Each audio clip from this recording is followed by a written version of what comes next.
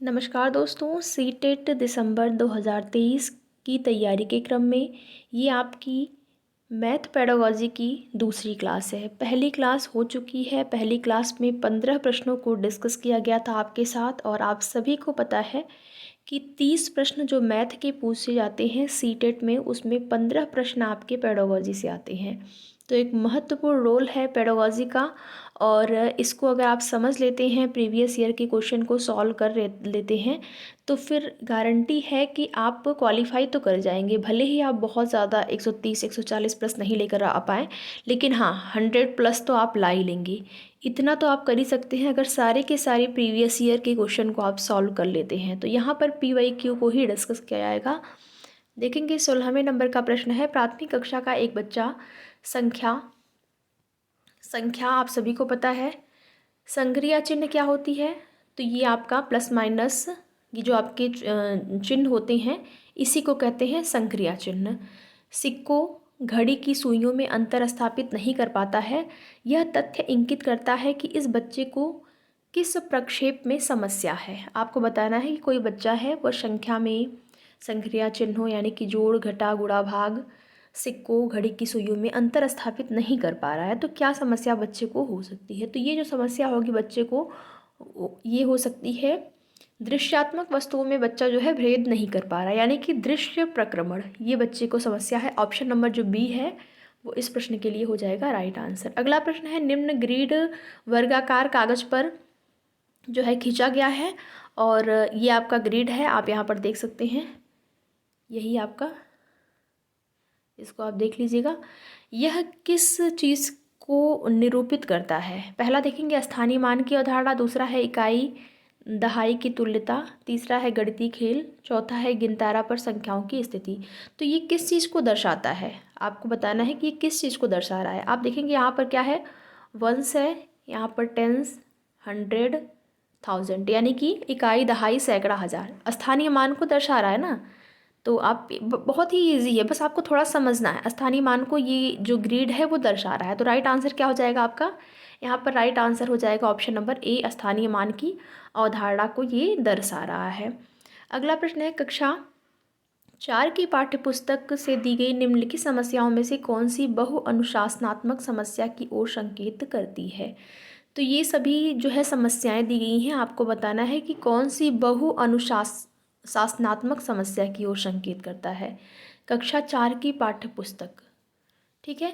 तो आप ऑप्शन को देखेंगे, दी गई आकृति की दर्पण छवि का आरेख बनाइए, दी गई आकृति में कितनी सममित रेखाएं हैं, किसी दी गई ज्यामितीय आकृति में एक सममित रेखा खींचना, या फिर भारत के झंडे का आरेख बनाइए और झंडे में सममित रेखाओं की संख्या को पहचान कीजिए। तो यहाँ पर आप इसकी व्याख्या भी विस्तृत रूप से देख पाएंगे।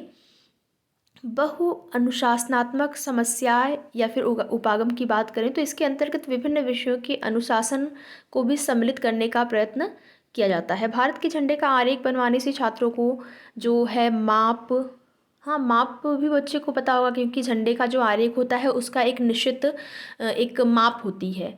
तो निश्चित माप, समांतर रेखाएं, आकृति, विभिन्न देशों के झंडे, उनकी महत्ता, रंग आदि सब चीज़ के बारे में जानकारी होती है ना।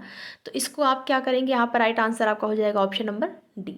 इससे बच्चों की जो है यहाँ पर अगर देखा जाए तो बहुमुखी विकास हो रहा है, कई चीज़ों का विकास हो रहा है। तो यहाँ पर right answer option number D होगा। अगला प्रश्न देखेंगे, गणित में प्रक्रमण संबंधी प्रवाह पूर्णता का अर्थ है नियमों, सूत्रों और कलन विधियों, कलन गणित का ज्ञान होना, परिशुद्धता, लचीलेपन एवं निपुणता के साथ उनका क्रियान्वयन करना। गणित में लचीलापन जो है वो किसकी ओर संकेत करता है। ऑप्शन नंबर ए देखेंगे, समान निपुणता के साथ अंकगणित और ज्यामिति की समस्याओं का समाधान करने की योग्यता।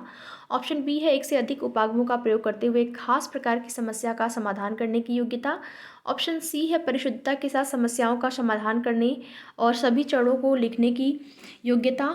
ऑप्शन डी है, समान प्रक्रमण से विभिन्न प्रकार की समस्याओं का समाधान करने की योग्यता।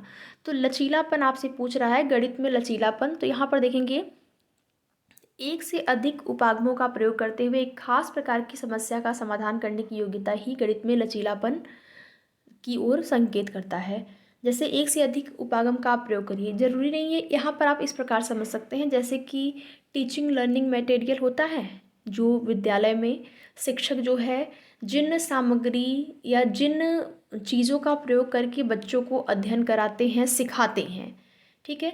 तो जिन सामग्री या जिन वस्तुओं का प्रयोग करके शिक्षक जो है बच्चों को सिखाते हैं, वो एक से अधिक हो सकता है। किसी एक चीज़ से बच्चा सीख पाए, किसी दूसरी चीज़ से बच्चा नहीं सीख पा रहा है। कुछ चीज़ सीखना बच्चों के लिए जैसे हो सकता है कि किसी विद्यालय में चार्ट के माध्यम से सिखाया जा रहा है, किसी विद्यालय में दृश्य श्रव्य सामग्री दोनों को एक साथ मिलाकर सिखाया जा रहा है। तो दृश्य श्रव्य सामग्री अगर एक साथ रहती है तो वहाँ पर बच्चे जो है बेहतर ढंग से सीखते हैं। तो यहाँ पर यही कह रहा है कि एक से अधिक उपागम जो बच्चों को ईजी लगे, जिससे बच्चा सीख ले, उसका प्रयोग करते हुए किसी भी समस्या का समाधान कराना, तो ये इसी को कहते हैं लचीलापन, ठीक है। तो right answer option number B हो जाएगा। ज़रूरी नहीं है कि गणित में ही हो, अलग जो विषय है उसमें भी हो सकता है कि अलग अलग उपागम, एक से अधिक उपागम का प्रयोग करके आप बच्चे को सिखाएं, या फिर एक से अधिक मेथड का प्रयोग करके आप सिखाएं। तो यहाँ पर right answer option number B हो जाएगा। अगला प्रश्न देखेंगे, फरहान के विद्यालय के पुस्तकालय में जाने पर यह पाया कि कहानी अनुभाग में रखी 100 पुस्तकें नष्ट हो गई हैं, 20 पुस्तकों का किसी को पता नहीं, 219 पुस्तकें अलमारी में रखी हैं, 132 पुस्तकों को बच्चों को पढ़ने के लिए दिया गया है। पुस्तकालय में कुल कितनी पुस्तकें हैं? ये जो पूरा कथन दिया गया है 20वें नंबर के क्वेश्चन में, उसमें पूछ रहा है कि शिक्षक इस प्रश्न द्वारा किस मूल्य को पढ़ा सकता है। तो किस चीज़ को जो है शिक्षक यहाँ पर पढ़ा सकता है इन चीज़ों को देखकर। तो इसके माध्यम से आप देखेंगे ऑप्शन नंबर ए है अन्य की सहायता करना, ऑप्शन बी है अन्य के साथ पुस्तकों की साझेदारी करना, ऑप्शन सी है पुस्तकों की अच्छी देखभाल करना, ऑप्शन डी है सहयोग की संवेदनशीलता। तो यहाँ पर देखिए जो पुस्तकें यहाँ पर 100 पुस्तकें नष्ट हो चुकी हैं, कितनी पुस्तकें बची हैं, कितनी पुस्तकें कहाँ हैं, कितनी पुस्तकें कहाँ हैं, तो इस चीज़ से ये पता चल रहा है, या फिर ये जो है मूल्य को पढ़ा सकता है शिक्षक इस प्रश्न के द्वारा कि पुस्तकों की अच्छी तरह से देखभाल करनी चाहिए। ऑप्शन नंबर सी जो है वो राइट आंसर हो जाए, यानी कि नष्ट नहीं होनी चाहिए थी पुस्तकें जो है नष्ट नहीं होनी चाहिए थी, तो उसकी अगर अच्छी तरह से देखभाल हुई होती तो पुस्तकें जो है नष्ट नहीं होती। अगला प्रश्न है, निम्नलिखित पर विचार कीजिए।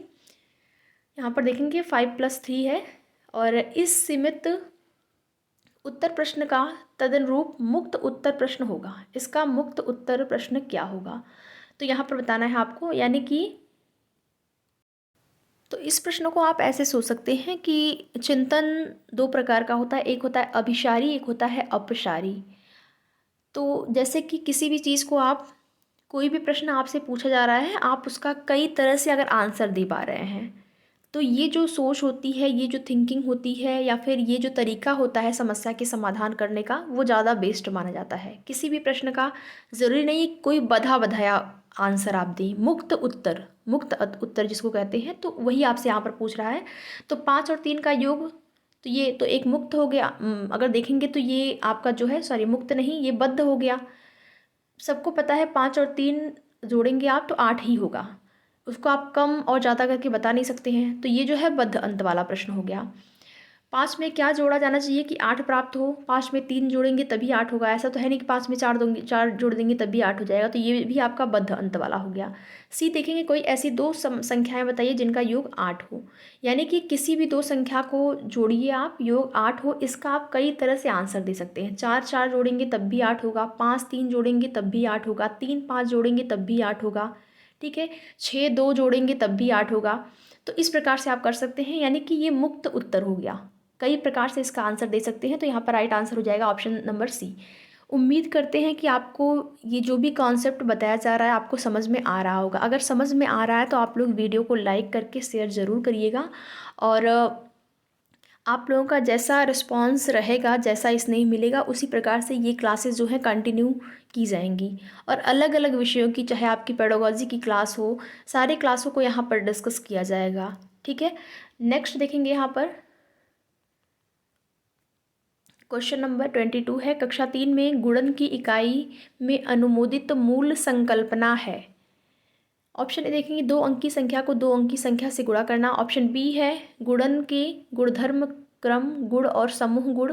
ऑप्शन बी है गुणन पर आधारित सप्त समस्या। ऑप्शन नंबर डी है 3 अंक की संख्याओं को 10 से गुणा करना। तो कक्षा 3 की बात हो रही है, गुणन की इकाई में अनुमोदित मूल संकल्पना क्या है?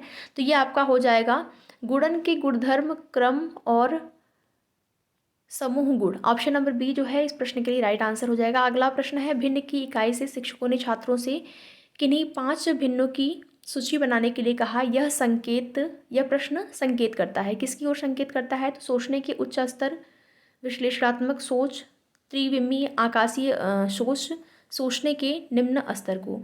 तो यहाँ पर आप देखेंगे कि भिन्न की इकाई से शिक्षकों ने छात्रों से किन्हीं 5 भिन्नों की सूची, किन्हीं 5 भिन्नों की, जहाँ पर भी बद्धता जैसा कुछ आ जाए कि यहाँ पर बाउंडेशन है, तो वहाँ पर जो है आपका हो जाएगा सोचने का निम्न स्तर, यानी कि निम्न चीज़ें बताई जा रही हैं। अगर एकदम वहाँ पर खुला विचार या फिर मुक्त चीज़ें होती तो फिर वो आपका निम्न स्तर नहीं उच्च स्तर हो जाता। तो यहाँ पर आपका निम्न स्तर हो जाएगा, ऑप्शन नंबर डी। अगला प्रश्न, निम्नलिखित कक्षा 3 की पाठ्यपुस्तक में से एक समस्या है। निम्नलिखित समस्या को हल करने के लिए कौन सी गणितीय संक्रिया का प्रयोग किया जाएगा? एक दूधवाला 10 दिन में 1410 लीटर दूध बेचता है, वह एक दिन में कितने लीटर दूध बेचता है? उपयुक्त सवाल में ब्लूम के संज्ञानात्मक क्षेत्र की किस दक्षता की ओर संकेत किया गया है? ब्लूम के अनुसार पूछा गया है कि एक दूध वाला 10 दिन में अगर 1410 लीटर दूध बेचता है तो वह एक दिन में कितने लीटर दूध बेचेगा। तो ब्लूम के अनुसार ये आपका हो जाएगा विश्लेषण। ठीक है, विश्लेषण की ओर संकेत करता है। इसके लिए ब्लूम की थियरी को आपको विस्तार से पढ़ना होगा, एक अलग क्लास में आपके साथ डिस्कस की जाएगी ब्लूम की थियरी। अगला प्रश्न है, यहाँ पर देखेंगे निम्नलिखित कक्षा 5 की पाठ्यपुस्तक में से एक सवाल है। यहाँ 4 खंभे हैं जिनका माप क्रमशः 105 सेंटीमीटर, 215 सेंटीमीटर, 150 सेंटीमीटर, 235 सेंटीमीटर। यदि उन्हें समान लंबाई के टुकड़े में काटना है तो प्रत्येक टुकड़े की अधिकतम लंबाई क्या होगी? यह सवाल किसके लिए पूछा गया है? ऑप्शन यहाँ पर देखेंगे, HCF एवं LCF पर आधारित शब्द समस्या का अभ्यास देने के लिए।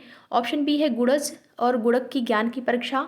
ऑप्शन सी है HCF ज्ञात करने के कौशल की जांच। ऑप्शन डी है सीखी गई संकल्पनाओं का प्रयोग करते हुए समस्या का समाधान कौशल को बढ़ाना। ठीक है, तो यहाँ पर राइट आंसर जो है आपका ऑप्शन नंबर डी हो जाएगा। समस्याओं के समाधान के लिए समाधान या समस्या जो भी है उसके समाधान के कौशल को बढ़ाने के लिए जो प्रश्न है वो पूछा गया है। तो ऑप्शन नंबर डी जो है इस प्रश्न के लिए राइट आंसर हो जाएगा। तो यहाँ पर टोटल जो है आपका 25 नंबर तक क्वेश्चन हो गया इस टॉपिक से। अब नेक्स्ट क्लास में 26 नंबर के क्वेश्चन से डिस्कस किया जाएगा आपके साथ। तो वीडियो को आप लोग लाइक ज़रूर कर दीजिएगा। मिलते हैं नेक्स्ट वीडियो में। वीडियो में लास्ट तक बने रहने के लिए आप लोगों का बहुत बहुत धन्यवाद।